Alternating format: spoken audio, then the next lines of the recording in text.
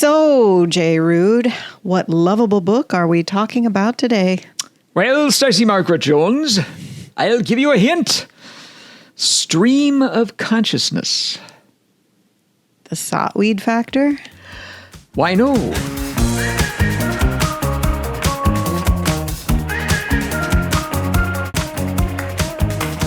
Well, I guess You just said that because you saw me reading it. I saw you reading it, and I haven't read it, and I don't know what it's about. So Well, here's the first clue to that. It's not written in stream of consciousness. Oh, the Sotweed Factor? Yes. Okay, good to know. I'll remember that next when we do the Sotweed Factor. Okay, so welcome to Between the Covers, where J. Ruud and I, Stacey Margaret Jones, two married authors, talk about J. Ruud's 100 Most Lovable Novels in the English Language, book by book. And I am trying to guess the book that we'll be talking about today based on the hints. So I obviously need another hint before you give me that. Have I read this book? Yes, I believe you have. Okay, I'm To the Lighthouse? No. Oh, okay. But Dang. Okay. you didn't let me give you another hint. I know. I want another hint. Hint number 2. Septimus Warren Smith. Mrs. Dalloway? Yes. Oh, It yay. is indeed Mrs. Dalloway. All right. The third clue is going to be The Hours, which is Of course. the working title that Virginia Woolf had for Mrs. Dalloway, which became the title of Michael Cunningham's novel. And then the about- movie Yeah. that swept the nation. Yes. I love Mrs. Dalloway, but unlike The Age of Innocence, which we talked about recently, I think I've only read Mrs. Dalloway once, and it's been a while, so I'm not going to be as up to date. So this will be a fun catch up with an old friend. I love that novel. All right, so what other lists is this beautiful novel on? Well, this is one of those no-brainers again. It's on at least 52 great books lists, which I will not list all of. So there's 52 great books lists, and now there's 53 because there's yours. So there's a lot of great books lists. Well, there may be some that she's not on, but she is on at least 52 of them. I don't want any part of a list that doesn't have Mrs. Dalloway on it. All right, so give us some highlights. Just a fraction of those. Yeah. Mrs. Dalloway was included in Time Magazine's 2005 list of the 100 best English language novels since 1923, on the Norwegian Book Club's Nobel Committee's 2002 list of the 100 best novels in world literature, the Observer's 2003 list of the 100 greatest novels of all time, the Guardian's 2015 list of the 100 best novels written in English, BBC Radio Oxford's 2020 list of 100 books you must read before you die, the New York Public Library's 2020 list of 125 books we love for adults, the Daily Mail's 2019 list of 100 novels to change your life, the Center for Fiction's 2021 list of the 200 books that shaped 200 years of literature, and the Encyclopedia Britannica's very exclusive 2016 list of 12 novels considered the greatest book ever written. Yeah. That checks out. No notes. The status of Mrs. Dalloway as a world classic is underscored by the novel's appearance on the 2006 list of best foreign work in fiction chosen by Francophone writers, published by the French literary magazine Transfuge, as well as on Radio France's 2022 list of 20 novels that changed the world. The Spanish magazine El País 2008 list of favorite books of 100 Spanish authors. Its appearance is number 17 on the 1999 list of the 100 best novels of the 20th century by the Brazilian newspaper Folha de Sao Paulo, and is number 42 on Denmark publisher Gyldenhaal's 2024 list of the 50 classics you must read before you die. I think El País is a newspaper. It means the country or the nation. So anyway. So lots of people love it. It came as number Virginia 80 on the Woolf. Penguin Publishing's 2022 list of the 100 must-read classics chosen by our readers. 46 on Radcliffe Publishing's 1998 100 Best Novels list, 29 on Good Housekeeping's 100 Best Books to Read by Women Authors, 11 on Entertainment Weekly's 2013 Top 100 Novels, 10 on the London Times 2022 50 Best Books of the Past 100 Years, 9 on the Telegraph's 2009 100 Novels Everyone Should Read, and as number 3 on the BBC's 2015 list of the 100 Greatest British Novels. All right. Well, if you're still with us Yeah, if you haven't gone after to that sleep long list of lists, we like to list lists here. why don't you give us the down and dirty summary and try your very best to earn the Harps of Glory? Well, I don't think I won the Harps of Glory on my my discussion of the lists, but You did not. here is a down and dirty summary. The book is basically plotless. It takes its conflicts from past memories of the characters as they go through a single day, particularly Clarissa Dalloway. She's a 51-year-old upper-class English woman and the wife of a Tory member of Parliament, and in the novel, she prepares for and then hosts a party at her home. The reader alternates between her mundane preparations and her thoughts and memories of her past that come into her mind as she interacts with current and former friends. Given access to her private thoughts, as we are, this is the stream of consciousness aspect, the reader can see her alternate between a kind of giddy delight and moments of profound sorrow. Some critics have seen these fluctuations as indicators of a suppressed depression. And indeed, we learn late in the novel that Clarissa has been to see a certain famous psychiatrist, Dr. William Bradshaw, for her depression. And I'm going to leave it there, I guess. All right. Well, I think that is a good representation of what I remember about the novel. It's like that axiom, you don't remember what people say, you remember how they made you feel, right? And that's, when I remember this novel, I just remember feeling so utterly wrapped up in it. And I guess it's because she makes Clarissa's inner world so real. And, I think that's part of this, maybe the sadness of consciousness is that you can only be conscious of your own mind, right? We're all isolated in a way because, our minds don't overlap, right? Yeah. And so when you can share in a consciousness in this way, it really is illuminating and it makes you feel less isolated, right? Because you have a glimpse into this woman's mind. On the other hand, you might feel more isolated because, a large part of the book is in Clarissa's mind. But other characters that she will meet, you'll get inside their mind at times. Right. And realize that what they're thinking really doesn't gel with some of the things that she's thinking about. Also, there's a secondary protagonist in the book. That's Septimus Smith. Mm-hmm. And his mind is pretty out there. Mm-hmm. He's a World War I veteran. Mm-hmm. When was this book published again? This book was published in 1925. Okay. Oh, the year my mother was born. Yes. This book is as old as your mother. Oh, so it's about to be 100. So she started writing it in 1922. Right. And Septimus Smith is suffering from what they called shell shock in World War I. And he actually has hallucinations, and he thinks he sees his friend, who was his commanding officer, I guess, if I remember right, and talks to him. And so you're in his mind sometimes, too. Right, which is it sounds very postmodern because the stream of consciousness, the lack of kind of conventional plot structure, the kind of breaking apart of traditional narrative structures, right? Yeah. So it's interesting.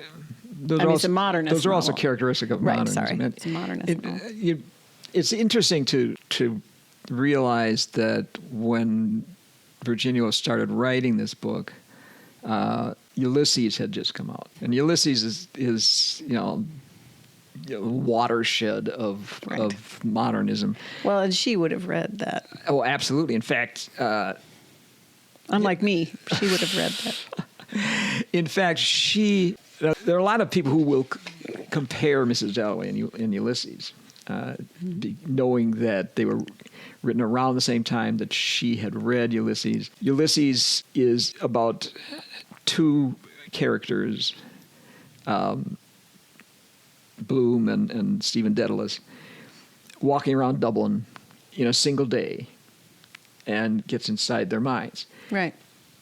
Mrs. Dalloway is about these two main characters, right. Mrs. Dalloway and Septimus Smith, right. walking around London on the same day, and what's going on in their minds. So right. there's a similarity in structure to both novels.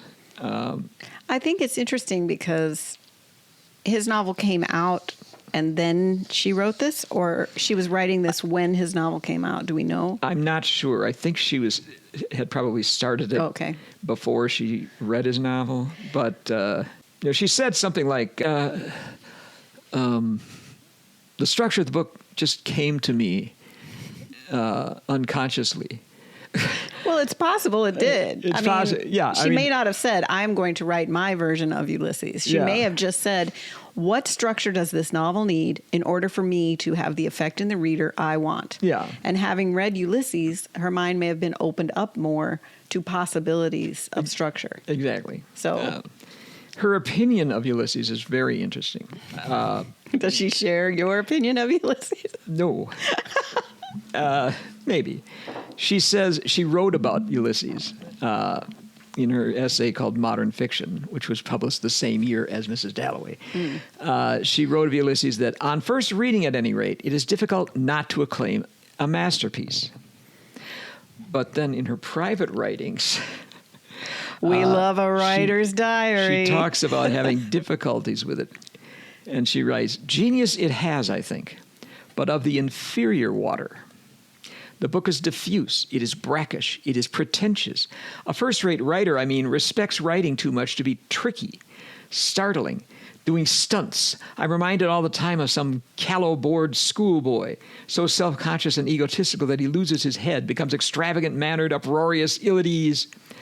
So she appreciates Joyce's innovative style, but feels like he does too much of it that's showy rather than substantive. Well, it's when you read a novel and you hear maybe the premise of it, and then you read it and you say, "Oh, like the book wasn't as good as the idea for the book."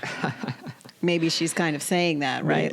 He had the idea, this idea cracked open things for all of us, right? Mm-hmm. But in the end, he didn't live up to the idea, in her opinion. Yeah, or took it to inappropriate places. Maybe. Right, just for the sake tricks. For the sake of showing off, kind of. Yeah, gimmicks. Yeah, interesting. So in her text, nothing's extravagant. Everything is nuanced. You mean in Mrs. Dalloway? In Mrs. Dalloway, yeah. I would agree with that. I feel like I haven't read Ulysses. I probably won't. And I found Mrs. Dalloway incredibly accessible and readable. Yeah. I haven't read Ulysses, as I said. I can't compare the two. But I never felt reading Mrs. Dalloway. I never was pulled out of the novel that I was imagining in my mind to see Virginia Woolf flexing on the page, right? You're in it because she does it in a way that doesn't distract you from the experience, right, of the characters. Mm. Yeah, she's nuanced and controlled.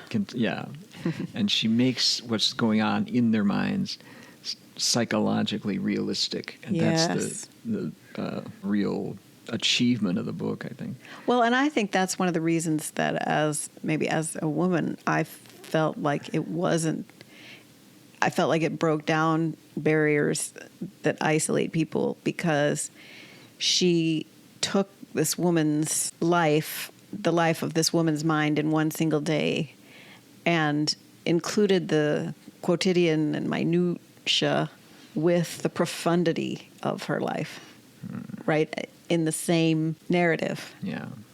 That's how we all live life, right? We all have kind of, big thoughts every day and little thoughts every day, right? And that made me feel like, I am not alone, that I think about what I'm going to wear tomorrow, as well as what it means to be alive and what it means to move forward when maybe I don't feel hope, or you know what I'm saying. Yeah. Anyway, continue please with what is lovable about Mrs. Dalloway. Well, that's particularly lovable. Yeah. The way that you understand how she relates to some of the different characters as she remembers things in her head, and then you go inside some of the other characters' heads and see what they're thinking and how they were related. You know that she married Richard, who's the... Mrs. Dalloway? Mrs. Yeah. Yes. She married Richard, I guess it would be Richard Dalloway, who's a member of Parliament. And he's kind of a dull character, but she had been courted by this other character that suddenly turns up in London on this day, and she runs into him. So early in the book, she's wondering in her memories about whether she made the right choice to marry Richard Dalloway or not. He was the safe choice. She had been courted from a very young age by a guy named Peter Walsh, who was much more volatile and stormy and energetic than Richard. And he left for India after she rejected him in order to marry this other guy. And even though he's apparently still involved with this woman in India named Daisy, and currently married to somebody else, he's still clearly in love with Clarissa when he meets her on the street in London. And right. She invites him to come to her party. There's also the memories of her girlfriend, whose name was Sally Seaton, who's a kind of a tomboy of a girl.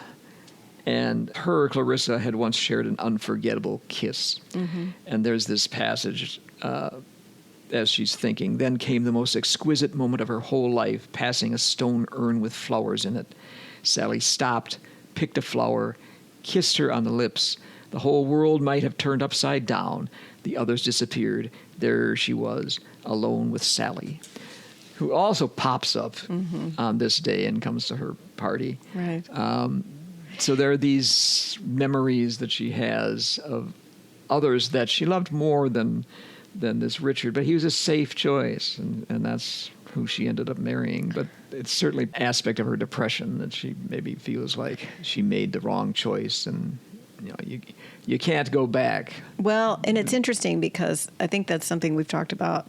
I talked about in classes when I was getting my MFA in creative writing, that the professors shared that, when you pick a day to write about, why is the story about this day and not another day or another day? And we can see that the party is the kind of dramatic climax, right? Yeah. Because everything is coming together. I mean, her thoughts are on the party, and the people are going to convene, right? Like, we have a fifth act, right? Like a apotheosis of the novel. The climax is moving toward this party and what's going to be happening there. And when originally, apparently, had the idea that Clarissa would die by suicide at the party. Oh, that would be a dramatic. Yeah, but it doesn't happen that way. But something just as dramatic does happen. And she sounds like she has a lot of, and I have read the book, so there is a lot of attention in the book paid to the state of people's minds, right? Yeah. And their mental health or illness. Yeah. And the most mentally ill person in the book is Septimus Smith, who has shell shock, and which post-traumatic stress. Yeah, I mean, Profound it was called stress. shell shock in World War I. In World War II, they called it battle fatigue. Fatigue. Battle fatigue. And the people didn't understand it. There's that notorious incident where Patton was talking to a soldier who was suffering from battle fatigue and started slapping him, telling him what a coward he was. It wasn't until the Vietnam War that psychiatrists really started to understand more about post-traumatic stress and how it affected soldiers. But this book is a pretty good early indication that some people did understand. Well, it's really interesting too about when this book was written and then was published, because it comes out when the Victorian age has crumbled. Yeah. Not just ended, but fallen apart, right? Yeah. Because the empires of Europe have fallen apart, right? The nation states are emerging, right? Yeah. Democracies. And what is happening then is people are re-examining, their roles as individuals, right? Their relationship as individuals with the nation. Yeah. And the nation has done this to him, right? Yeah, because it sent him to war and broke his mind. Yeah, this is World War I. Right. Which is my personal favorite World War. Well, it was certainly the tipping point that ended the Victorian age and the culture ushered in the modern age. Right. And part of that modern age has to do with, we talked about it with Farewell to Arms. Lieutenant Henry talks about how all these words that were trying to make you feel patriotic didn't mean anything anymore. Right. The only thing that you could appreciate were actual facts, were solid things. And so that kind of belief goes away. And this is why books like Mrs. Dalloway and Ulysses use this completely new narrative form, because that old way was how people used to write when everything made sense, when you could clearly create a sentence that moved from beginning to end logically, and and when you maybe they have a sense maybe after World War I that things are unsteady. Yeah, we don't know how this is going to play out. Will I put my foot down and there will be ground there, or will there not be ground there? Right? The reality is within my mind. I don't know what's happening outside my mind. Yeah. And all the reality in this book is in the mind. Right. So the two plots overlap finally. Clarissa and Septimus. In the last scene with of the party, because the doctor that Clarissa had gone to for her depression was also Septimus Smith's last doctor. And he comes with news that creates havoc at the party. Yeah, so the climax is building toward this party even more than Clarissa is aware. Yeah. Because she doesn't know. I wish I could remember the name. There was a 20th century poet who read an essay how we're really isolated individually because we can't look into each other's minds, right? You know me well. Like when I ask you, have I read this book? You know if I've read it or not, because we've been together a long time and we know each other well. But we can't live in each other's minds. We don't know what we're thinking about unless we share it, right? And one of the things that they said the writer said in this essay was, the way that you can merge your mind is to merge your attention. when you are looking at the same thing, then you are able to get a glimpse of somebody else's mind, right? So we have dogs. Our attention merges when we are looking at our dogs, like we're looking at Sylvia right now, sleeping here. When we travel, our attention merges on our travel experiences, right? We just got back from Paris. Our attention merged in the Galerie Dior and at the Mont Saint-Michel and at the ballet, right? And what I find sad about the book is what you said about the different characters, because she sees them and has one reaction, and then we see that their attentions aren't merging, right? No. They're isolated because they're thinking their own thoughts about their own things. Yeah. Which is also modernist because it's the fragmenting of shared experience, which is different from kind of patriotic nation state. You know, we all have the same goal, right? Yeah. Now things are fragmenting. We don't know who we are in the world, and now we're even more isolated in our minds. Yes. That's one of the lovable things about this book. But it is, I mean, it's funny because it's both simultaneously, it shows an isolated existence, and yet the book itself made me feel less isolated because I was inside someone else's perceptions, right? Yeah. I mean, I think that makes it a great work of literature to me. Which obviously I'm not the only one who thinks so. Obviously, I could. Want me to go through that list again? No, please. Please don't. Stop.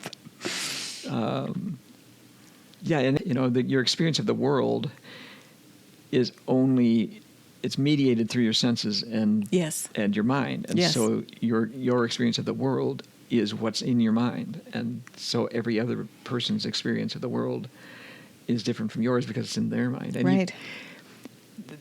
these are things, the kinds of things that Clarissa thinks about move into things like what is the meaning of life, and she thinks at one point that it might be possible that the world itself is without meaning.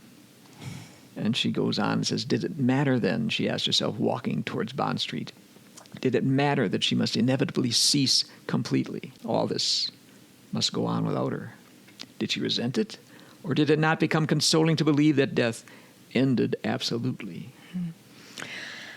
Well, we recently had thoughts and feelings about this when we were in the catacombs in Paris, and we saw the millions and millions of bones there and all the skulls, right? Yeah. And this idea that it does make you think about these thoughts. What happens? Does it all just cease? And every one of those millions of skulls Literally millions. had a mind that was a world in itself. Yeah. And that world ended.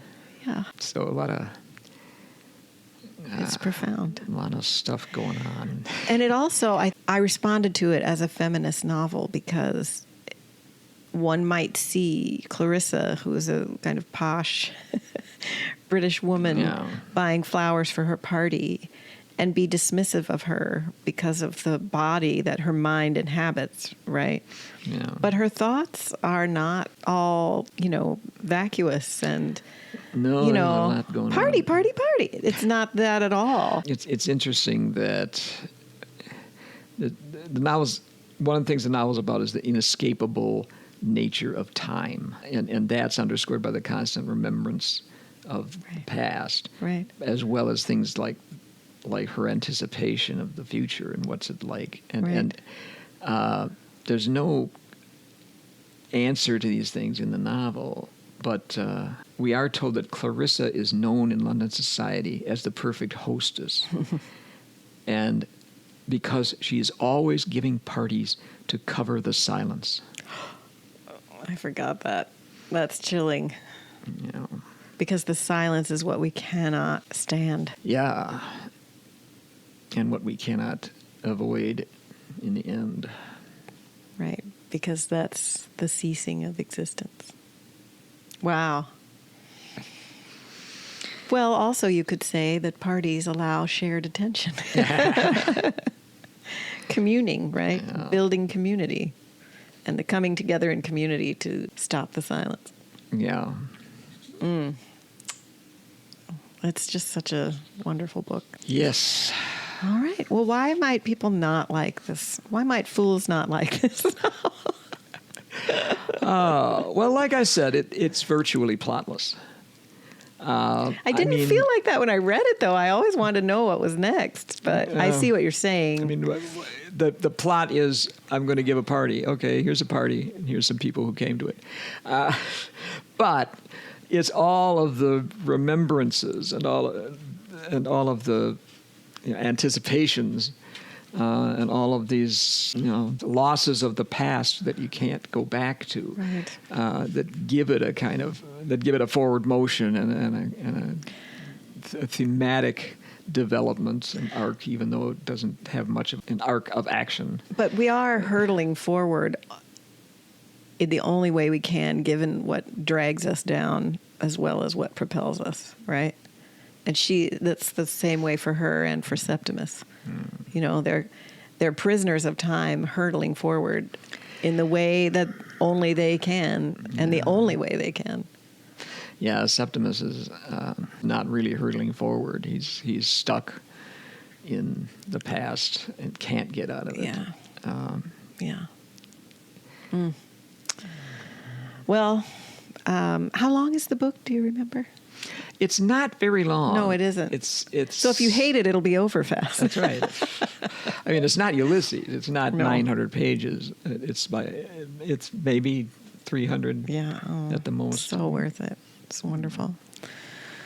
All right. Well, how do you rank this Well, beautiful book? I am going to put this at number 13.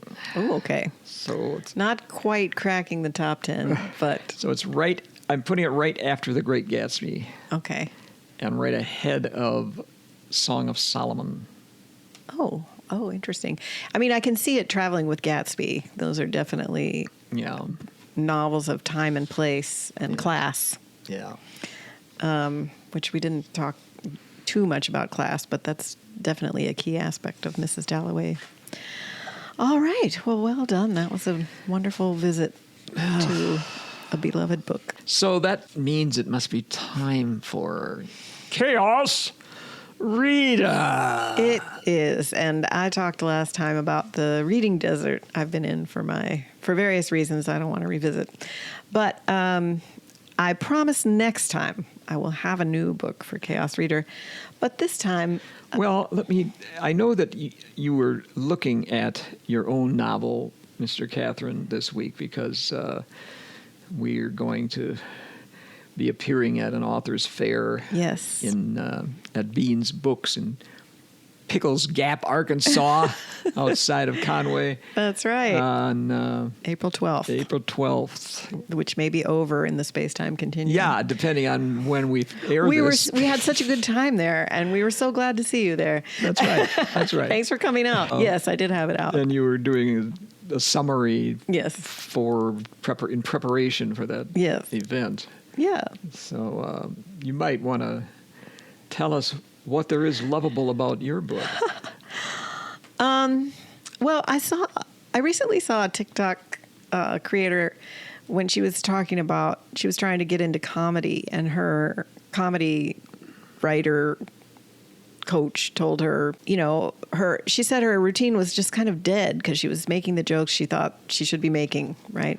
And her writing coach said, "What can't you wait to talk about?" And I thought, oh man, next time I teach creative writing, that's going to be a prompt, right? And I think that my novel, for me, I wanted to write it because there were things in it I just wanted to talk about, right? I was really interested in marriage and how you can really understand a marriage better. And the idea to me that not only do people outside of a marriage not understand it, but the people inside of a marriage don't get it either, right?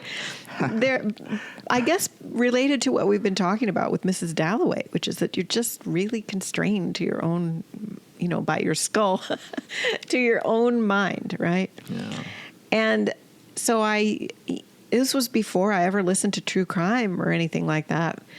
I wanted to use a crime to break the marriage, to stress the marriage, right? So that it could be examined more. Because I wanted a very big dramatic situation so that it could be looked at in these kind of extraordinary circumstances that I think a lot of times people don't want to look too closely, not just at marriage, but at any relationship, because if you look too closely at the cracks, everything can break down, right? So that's what I just really couldn't wait to talk about was, what are marriages like, and how do we kind of act like things are okay when things aren't okay? And there's an affair in the novel, but the affair is what makes the crime possible, right, in terms of the plot. So these are things that interested me, just so that I could look at it. I think it's because I'm the youngest of 9 children, and 8 of my older siblings have been married, and that would be all of your older siblings. I mean, 7 of my older siblings. Okay. Sorry, 7 of my older siblings have been married. And so, even as a little kid, my older siblings were married and having children. So it wasn't just that, as a kid, you can see your parents' marriage from a very limited perspective, right? But I was also seeing my siblings' marriages, and from a different perspective, because siblings will talk to you about their experiences in ways that your parents are not going to, at least in my family, right? No. So it just was something, and kids are age aspirational, and especially youngest kids, they just want to be like the older siblings and understand them.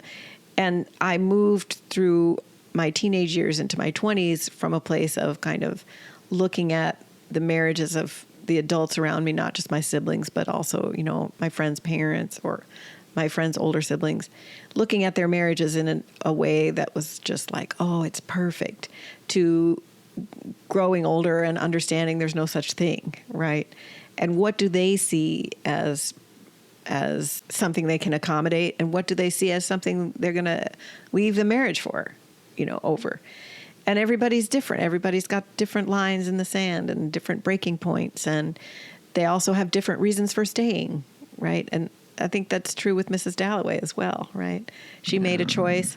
Her reasons for staying are probably also societal, right? They're not going to be easy to leave a marriage at that time.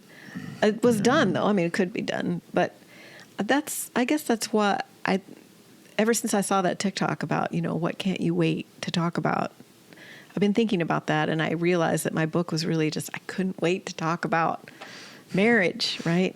And what do we understand about our own marriages?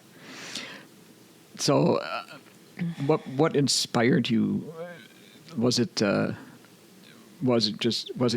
own experiences, or was it a book you read that maybe inspired you to write something similar? Or? I think I was inspired by a lot of different novels about marriages in crisis, or, the kind of the literature of the affair, right? Because the affair is such a dramatic betrayal and cuts open the marriage so blatantly, right?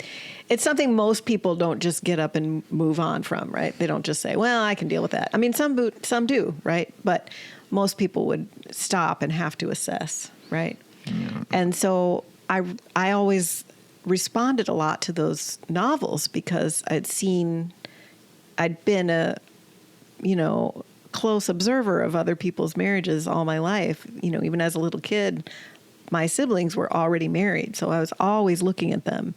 And then reading novels like The Age of Innocence, right, where Newland is trying to make these decisions about what he wants and who he wants to be. And, of course, Madame Bovary, and just the books like that use infidelity as a character study. There's a contemporary Czech novelist, his name escapes me right now, and he wrote a novel about an affair that really struck me. And I just was interested in using that as a way to explore it, because you can't explore a happy family very well. You have to have conflict to look in fiction at something, right? So I think it was just something over time that kind of built in my mind. And then when I was working for myself, I first started working for myself, I was alone a lot all day at home. And I would just kind of tell this novel to myself, you know, I would kind of play it in my mind as a kind of mental movie. And I'd get to a part where it wasn't interesting to me. I kind of back up and play it out again in a way that was interesting to me. And then when I took a novel writing class, I had one idea. And, you know, there's nothing scarier than an idea when it's the only one you have. But then it turned out. And I think it turned out because I was interested in it. Yeah. I didn't know how it would turn out. I mean, I knew the plot scaffolding, but I did not know how the characters would turn out. And I didn't know how we would get everywhere on the map, right? And that's why, so it was interesting to me. I just wanted to explore it. And, lots of people are married. So it may be interesting to other people as well. Okay. So. Well then. That's Chaos Writer. That's more Chaos Writer, yeah. But that's okay. All right. Well, we'll see you next time, everyone. Between the covers.